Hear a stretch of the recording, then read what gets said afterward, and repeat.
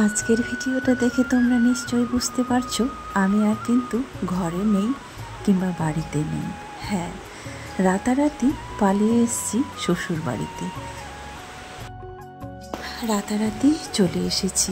হ্যাঁ, এমনই কদিন ধরেই বলছি আমি একটা সমস্যার মধ্যে আছি, আর এটা সমাধান করার জন্য আমাকে বাড়িতে যেতেই হবে। তাই ফাইনালি চলে এসেছি বাড়িতে।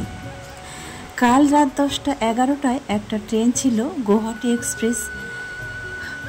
ইন্টারনেটে দেখে হুট করে ওই ট্রেনটায় উঠে গিয়েছি।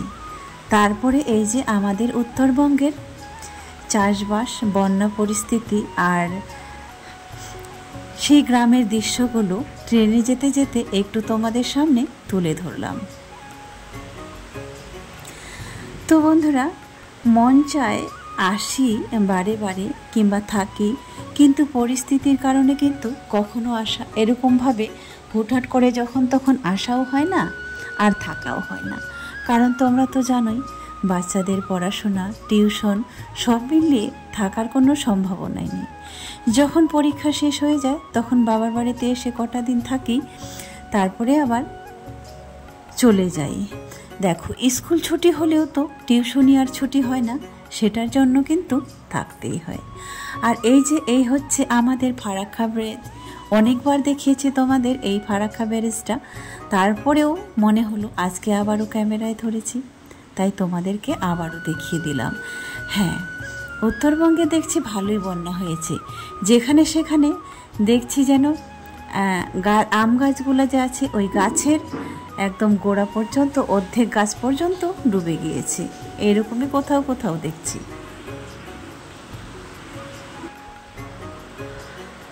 তো এইমাত্র আমরা এইখান থেকে নেমেছি।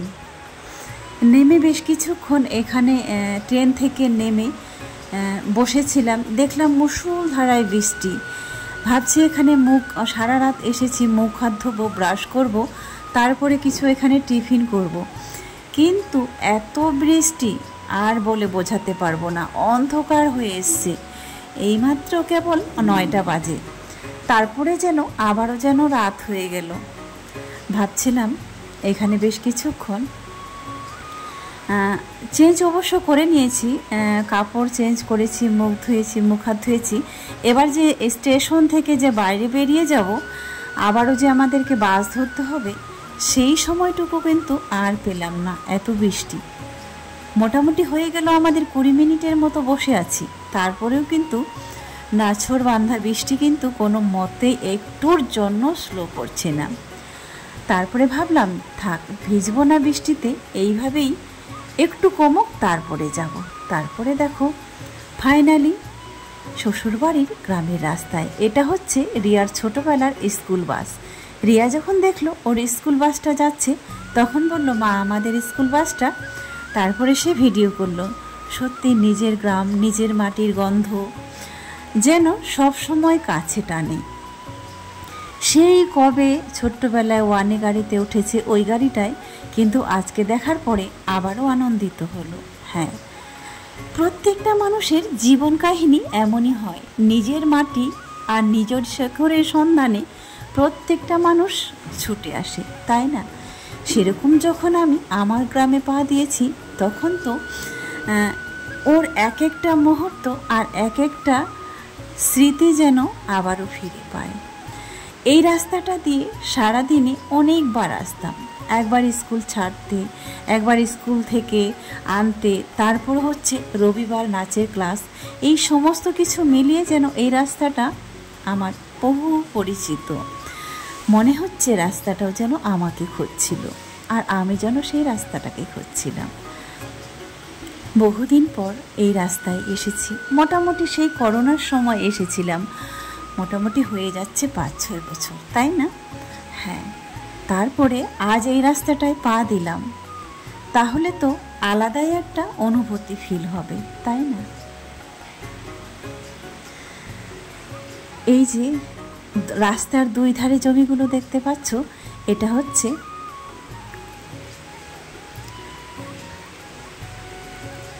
তো চলো, দেখতে দেখতে কিন্তু অনেকটাই কাছাকাছি চলে এসেছি। তারপরে আরেকটু হলেই পৌঁছাবো ব্যাংকে। তো যেটা আমার ফাইনালি কাজ ছিল সেটা আমার ব্যাংকেই কাজ ছিল। তো তোমাদের অনেক দিন ধরে বলছি আমি ব্যাংকে কোনো টাকা পয়সা তুলতেও পারছি না, লেনদেন করতে পারছি না। যেখানেই যাচ্ছি যে ব্রাঞ্চে, সেখান থেকে বলছে যেখানে তুমি এই অ্যাকাউন্টটা খুলেছো সেখানেই যেতে হবে। তো মেন উদ্দেশ্য কিন্তু বন্ধুরা সেটার জন্যই আমাদের আসা। না হলে কিন্তু ওই ছোট্ট মেয়েকে রেখে এই রাতারাতি আমাকে আসতে হতো না। হ্যাঁ, রাজিয়াকে আনিনি, শুধু রিয়াকে এনেছি, ওকে বাড়িতে রেখে এসেছি। কারণ কি বলতো, যে আমি যে এসেছি, ওই যে বললাম অ্যাকাউন্ট থেকে আমি কোনো লেনদেন করতে পারিনি, একজনের কাছে 1000 টাকা ধার নিয়ে তবে এসেছি।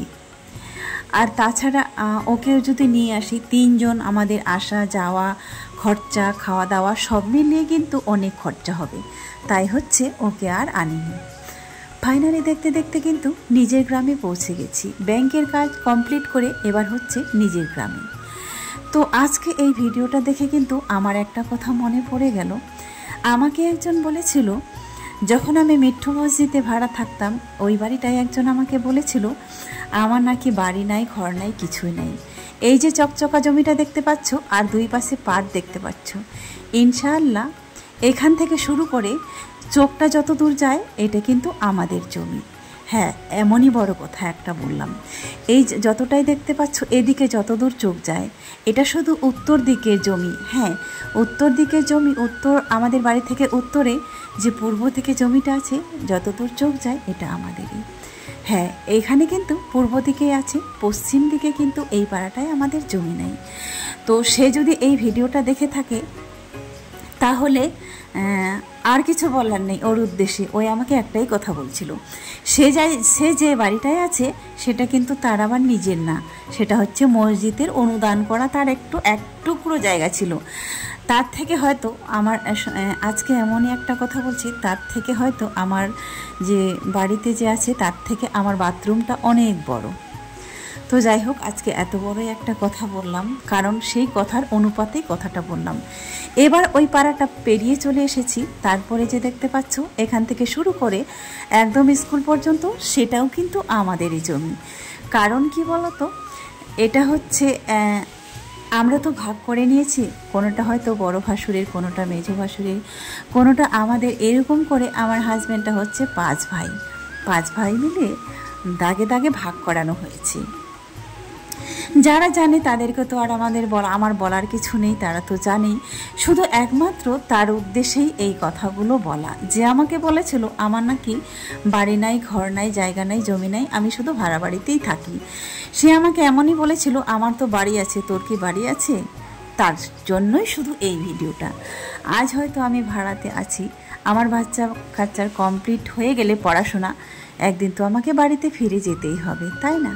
চলো, ফাইনালি চলে এলাম বাড়িতে। তারপরে এসেই দেখছি শাশুড়ি মা এখানে বসেছিল। আমাকে দেখেই তো আর যাই হোক, ভয়েস দিতে দিতে আবারও আমার চোখের জল চলে আসছে। কতদিন পর যেন মাকে দেখলাম। স্নান করে সে বসেছিল, আগের মতো আর শরীর স্বাস্থ্য চেহারা কোনোটাই নেই। স্নান টান করে টোরে বসেছিল। আমি তো চেঞ্জ করিনি, কারণ আমার কাছে আমার ঘরের চাবি তালা কোনো কিছুই ছিল না, সব কিছুই ছিল রিয়ার বাবার কাছে। আমি যে হুট করে যাব, চাবি কী করে নিয়ে আসবো সেটাও উপায় ছিল না। আর বসেছি হচ্ছে, এটা হচ্ছে মেজো ভাসুরের বাড়ি, জায়ের বাড়ি, তার বারান্দাতেই ছিল, তার দিকেই আমার শাশুড়ি মা আছে।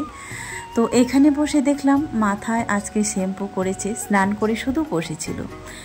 তখন আমি এই তো মাথায় তেল দিয়ে দিলাম, চুলটা আঁচড়ে দিলাম।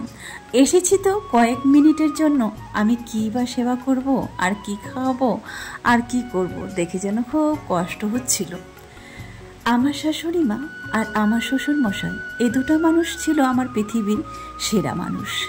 হ্যাঁ, অনেক ভিডিওতেই বলেছি, আমার বাবা মার কাছে আমি যতটা ভালোবাসা, যতটা আদর মুখ থেকেই যে কথাটা বলে সেটা হয়তো আমি কোনোদিন পাইনি, কিন্তু আমার শাশুড়ি মায়ের কাছে পেয়েছি। কথাও কষ্ট করে বলতে পারছিল না, কথা বলতে পারলে না জানি কত কি বলতো, এটাই শুধু মনে হচ্ছিল বারবার। চলো, এবার হচ্ছে ফিরে আসছি।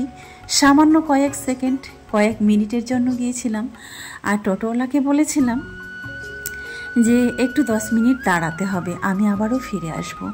আর জমিগুলোর দিকে তাকিয়ে দেখছি, বাড়িতে থাকলে হয়তো এই জমিতেই পড়ে থাকতে হতো, এখানে আমাকে সমস্ত কাজবাজ করতে হতো। দেখো, জমিতে কাজ না করলেও দেখতে আসতে হতো, খাওয়া দিতে হতো, এইরকম মিলিয়ে কিন্তু সব কিছুই। আজকের মতো শেষ করছি। সবাই ভালো থাকবেন, সুস্থ থাকবেন, দেখা হবে আবার।